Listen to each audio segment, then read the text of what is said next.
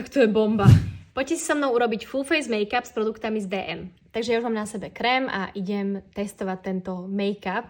Je to Plump and Glow Filter od Maybelline. Aplikovala som si ho na celú tvár a ešte zoberiem Beauty Blender. Prejdeme na kontúry. Mám tu tento Catrice Sculpt and Charm kontúrovaciu stick, ktorá je totálne virálna. Kontúrujeme vždy so studenými odtieňmi a bronzujeme s teplými.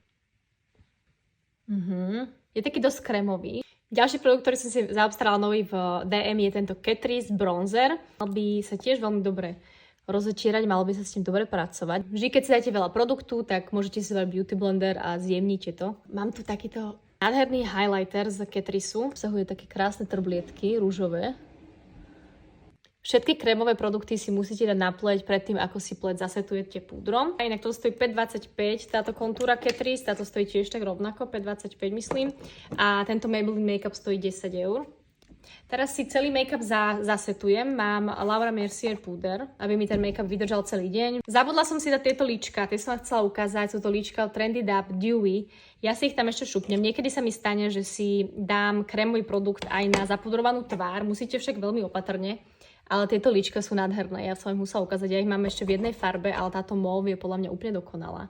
Ideme na obočie. Mám tu túto Trendy Dab kontúrku na obočie. Tiene použijem tieto, už mám úplne pokazané Born This Way od Too Faced. Takže ich veľmi dlho a intenzívne používam a dám si tento tieň a tento hnedý. Ja vždy si dávam také mauve a hnedé farby. Teraz si zoberiem maskaru, novú tiež. Ideme vyskúšať Maybelline New York Lash Sensational. Veľmi pekné, robí mi halnice. Nelepí, vytočí aj pozdvihne. Takže ja som veľmi spokojná, stojí 9,95. Posledným krokom sú pery. Kúpila som si Troublemaker, novú značku v DM a myslela som si, že budú trošku viacej pigmentované. Mám tu vlastne 3 odtiene. Bubble, Say Less a Locked Baby. Ja som si tu Locked Baby ešte vlastne neotvorila, lebo som skúšala túto. Dáme si túto, to je najtmavšia. To je najtmavšia, ale stále veľmi bledá. Volá sa Bubble.